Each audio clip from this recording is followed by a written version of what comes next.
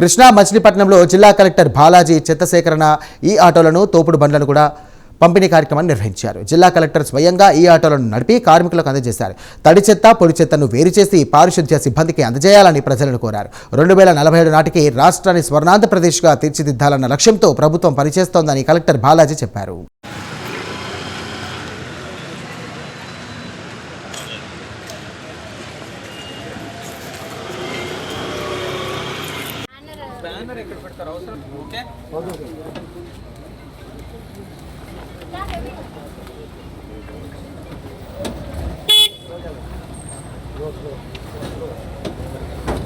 తర్వాత ఒకళ్ళండి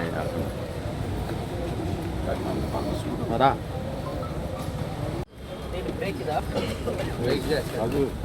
అంతే sir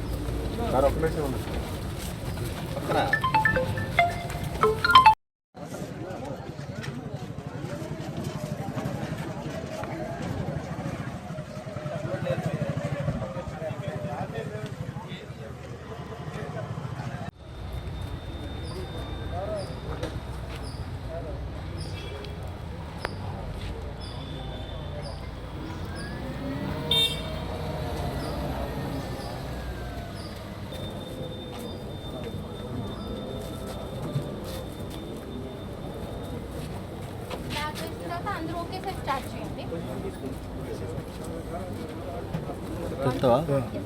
video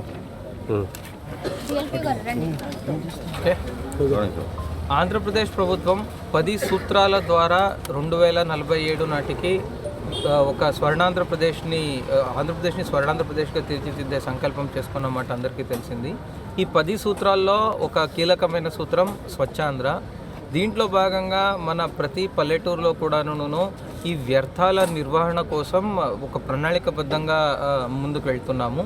దాంట్లో భాగంగా మన కృష్ణా జిల్లాలో ఈరోజు 8 ఈ ఆటోలు మళ్ళీ 171 పుష్ కార్ట్లను చెత్త సేకరణ కోసం పంపించడం జరిగింది.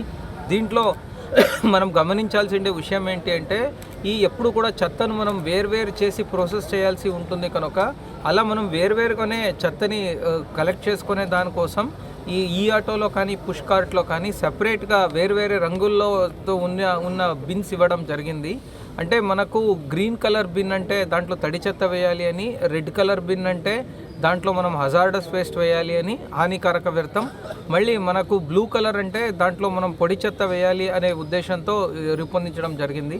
చాలా శాస్త్రీయంగా మన చెత్త నిర్వహణలో శాస్త్రీయంగా చేసే దానికోసం ప్రభుత్వం చేపట్టిన ఇది ఒక మంచి స్టెప్ అన్నమాట. Thank you.